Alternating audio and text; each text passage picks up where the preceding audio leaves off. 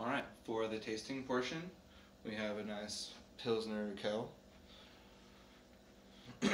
And I also chose the most appropriate style glass that I owned, which is fairly tapered here at the top, and it has that stemmed bottom as well. Keeps the heat away from the beer, which is always a good thing when drinking a light beer like this.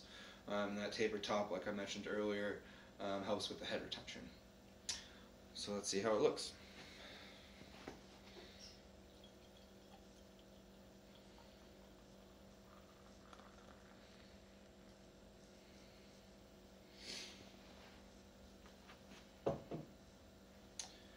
You can see that the glass is beer clean, no bubbles forming. Got that nice dense head there on top.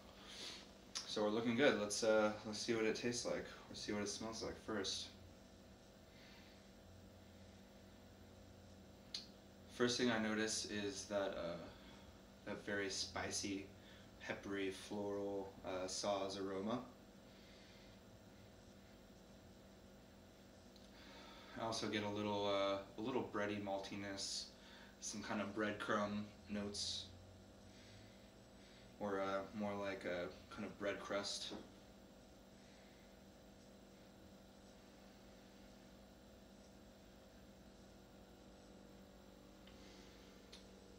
And the color, like I mentioned earlier, is right on point. It's a nice light gold color, very clear. The clarity is impressive. It's absolutely bright and brilliant.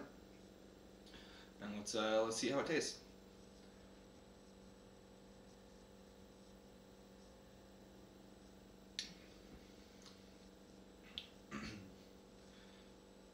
There's a pronounced but clean bitterness.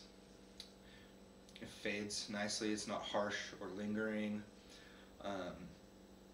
It's got a nice kind of medium body. It's not too thin. It's definitely not too heavy. It's right in the middle there. Very perfect.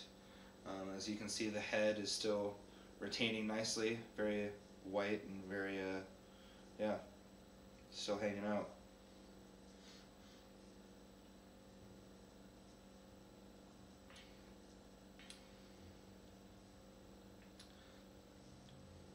It also has that kind of that bread crust in the flavor as well. Definitely balanced with that hoppiness. I would say it doesn't really lean one way or the other. Maybe a little bit more towards the hoppy end of things if I had to choose, but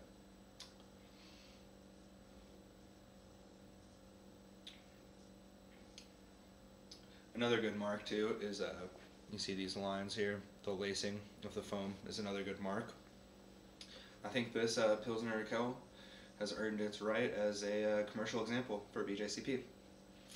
Thank you for listening to this half of my presentation.